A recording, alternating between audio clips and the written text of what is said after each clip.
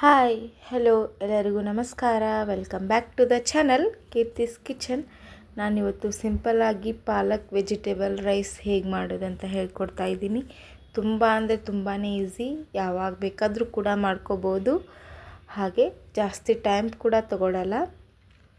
ಬನ್ನಿ ಇವಾಗ ಹೇಗೆ ಮಾಡೋದಂತ ನೋಡೋಣ. ಅದಕ್ಕಿಂತ ಮುಂಚೆ ಯಾರು ನನ್ನ ಚಾನಲ್ನ ಇನ್ನೂ ಸಬ್ಸ್ಕ್ರೈಬ್ ಮಾಡಿಲ್ಲ ಸಬ್ಸ್ಕ್ರೈಬ್ ಮಾಡ್ಕೊಳ್ಳಿ. ಬನ್ನಿ ಇವಾಗ ಹೇಗೆ ಮಾಡೋದಂತ ತೋರಿಸ್ತೀನಿ. ಮೊದಲಿಗೆ ನಾನಿಲ್ಲಿ ಒಂದೂವರೆ ಕಪ್ಪಷ್ಟು ಸೋನಾ ಮಸೂರಿ ರೈಸ್ನ ತೊಗೊತಾ ಇದ್ದೀನಿ. ಇದನ್ನು ಒಂದು 2ರಿಂದ 3 ಸಲ ಚೆನ್ನಾಗಿ ವಾಶ್ ಮಾಡ್ಕೋಬೇಕು. ಒಂದು 2ರಿಂದ 3 ಸಲ ವಾಶ್ ಮಾಡ್ಕೊಂಡು ಒಂದು 10 ನಿಮಿಷ ನೆನೆಸ್ಕೊಂಡ್ರೆ ಸಾಕು. ಹಾಗೆ ಇನ್ನೂ ಯಾರು ನನ್ನ ಚಾನಲ್ನ ಸಬ್ಸ್ಕ್ರೈಬ್ ಮಾಡ್ಕೊಂಡಿಲ್ಲ ಸಬ್ಸ್ಕ್ರೈಬ್ ಮಾಡ್ಕೊಳ್ಳಿ. ಹಾಗೆ ಲೈಕ್ ಮಾಡಿ, ಕಮೆಂಟ್ ಮಾಡಿ, ಶೇರ್ ಮಾಡಿ. ಇವಾಗ ಎಲ್ಲ ರೈಸ್ನ ತೊಳೆದು ಒಂದು 10ರಿಂದ 15 ನಿಮಿಷ ನೆನೆಯೋಕೆ ಬಿಡ್ತಾ ಇದ್ದೀನಿ. ಅಷ್ಟರಲ್ಲಿ ನಾನು ವೆಜಿಟೇಬಲ್ ಕಟ್ ಮಾಡ್ಕೊಂಡಿದ್ದೀನಿ. ಬನ್ನಿ ಯಾವ್ಯಾವಂತ ತೋರಿಸ್ತೀನಿ. ಈರುಳ್ಳಿ, ಹಾಗೆ ಟೊಮೆಟೊ, ಕ್ಯಾರೆಟ್, ಬೀನ್ಸ್ ಮತ್ತು ಬಟಾಣಿ, ಹಾಗೆ ಒಂದು ಆಲೂಗಡ್ಡೆನ ಕಟ್ ಮಾಡಿ ನೀರಲ್ಲಿ ಹಾಕ್ಕೊಂಡು ಇಟ್ಕೊಂಡಿದ್ದೀನಿ. ಅದನ್ನೆಲ್ಲ ಸೈಡಿಟ್ಟು ಈ ಕಡೆ ಒಂದು ಮಿಕ್ಸಿ ಜಾರ್ನ ತೊಗೊತಾ ಇದ್ದೀನಿ. ಅದಕ್ಕೆ ಒಂದು ಹಿಡಿಯಷ್ಟು ಪಾಲಕ್ ಹಾಕ್ಕೊತಾ ಇದ್ದೀನಿ. ಅದಾದ ನಂತರ ಒಂದು 7ರಿಂದ 8 ಹಸಿಮೆಣ್ಸಿಕಾಯಿನ ಹಾಕ್ಕೊತಾ ಇದ್ದೀನಿ. ಖಾರ ನಿಮಗೆ ಹೇಗೆ ಬೇಕೋ ಆ ಥರ ಹಾಕ್ಕೊಳ್ಳಿ.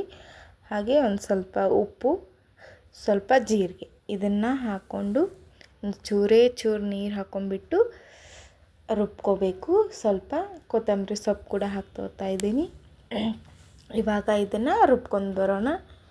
ನೋಡಿ, ಈ ಥರ ಚೆನ್ನಾಗಿ ಪೇಸ್ಟ್ ಆಗಿರಬೇಕು ರುಬ್ಬೋದು. ಸ್ವಲ್ಪನೇ ನೀರು ಹಾಕ್ಕೊಳ್ಳಿ, ಜಾಸ್ತಿ ನೀರು ಹಾಕ್ಕೊಳ್ಳೋಕ್ಕೆ ಹೋಗಬೇಡಿ. ಇವಾಗ ಪೇಸ್ಟ್ ರೆಡಿಯಾಗಿದೆ, ಪಾಲಕ್ ಪೇಸ್ಟ್. ಇದನ್ನು ಸೈಡಿಗೆ ಎತ್ತಿಟ್ಕೊತಾ ಇದ್ದೀನಿ. ಇವಾಗ ಈ ಕಡೆ ಕುಕ್ಕರ್ನ ಇಟ್ಕೊಂಡ್ಬಿಟ್ಟು 1 ಸ್ಪೂನಷ್ಟು ಎಣ್ಣೆ ಹಾಕ್ಕೊತಾ ಇದ್ದೀನಿ. 1-1.5 ಸ್ಪೂನಷ್ಟು ಹಾಕ್ಕೊಳ್ಳಿ. ನೀವು ಎಷ್ಟು ಜನಕ್ಕೆ ಮಾಡ್ತಾ ಇದ್ದೀರಾ ಅಂತ ತಿಳ್ಕೊಂಬಿಟ್ಟು ಹಾಕ್ಕೊಳ್ಳಿ. ಅದಾದ ನಂತರ 1.5 ಸ್ಪೂನಷ್ಟು ಎಣ್ಣೆ ಹಾಕ್ಕೊಂಡು 1 ಸ್ಪೂನಷ್ಟು ತುಪ್ಪ ಹಾಕ್ಕೊತಾ ಇದ್ದೀನಿ. ತುಪ್ಪ ಇದ್ದರೆ ಹಾಕ್ಕೊಳ್ಳಿ, ಇಲ್ಲಾಂದರೆ ಬೇಡ. ಹಾಗೆ ಒಂದು 4ರಿಂದ 5 ಲವಂಗ ಮತ್ತು ಕಾಳುಮೆಣಸನ್ನ ಹಾಕ್ಕೊತಾ ಇದ್ದೀನಿ. ಅದಾದ ನಂತರ ಜೀರಿಗೆ ಹಾಗೆ ಏಲಕ್ಕಿ ಕೂಡ ಹಾಕ್ಕೊಂಡಿದ್ದೀನಿ. ನಿಮಗೆ ಪಲಾವ್ ಎಲೆ, ಚಕ್ಕೆ ಬೇಕಂದರೆ ಹಾಕ್ಕೊಳ್ಳಿ.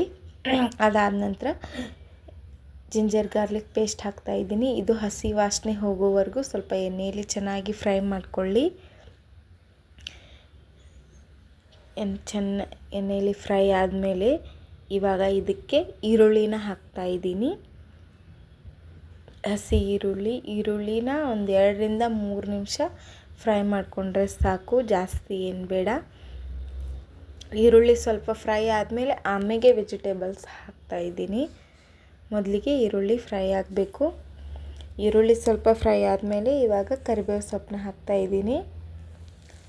ಎಣ್ಣೆಯಲ್ಲಿ ಸ್ವಲ್ಪ ಚೆನ್ನಾಗಿ ಫ್ರೈ ಆಗಬೇಕಿದು. ಇವಾಗ ನಾನು ವೆಜಿಟೇಬಲ್ಸ್ ಹಾಕ್ತೀನಿ. ಮೊದಲಿಗೆ ಕ್ಯಾರೆಟ್ ಹಾಕ್ತಾ ಇದ್ದೀನಿ.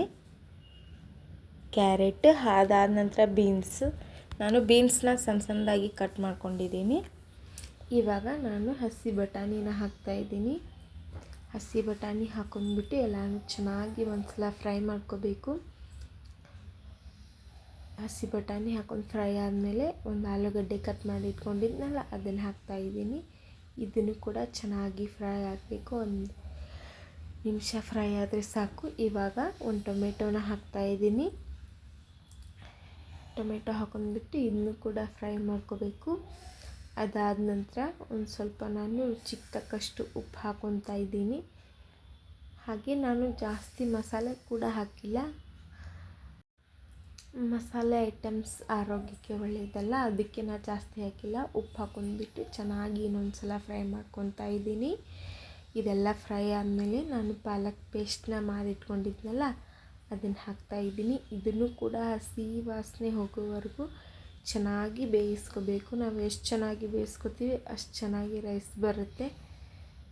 ಒಂದು 2ರಿಂದ 3 ನಿಮಿಷ ಚೆನ್ನಾಗಿ ಬೇಯಿಸ್ಕೋಬೇಕು ಪಾಲಕ್ ಪೇಸ್ಟ್ನ. ಅದಾದ ನಂತರ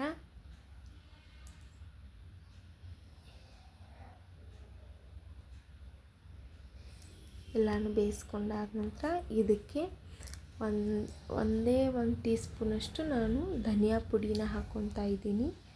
1 ಟೇಬಲ್ ಸ್ಪೂನಷ್ಟು ಅಷ್ಟೇ, ಜಾಸ್ತಿ ಏನೂ ಹಾಕ್ತಾಯಿಲ್ಲ. ಇದನ್ನು ಕೂಡ ಒಂದು ಸ್ವಲ್ಪ ಬೇಯಿಸ್ಕೋಬೇಕು.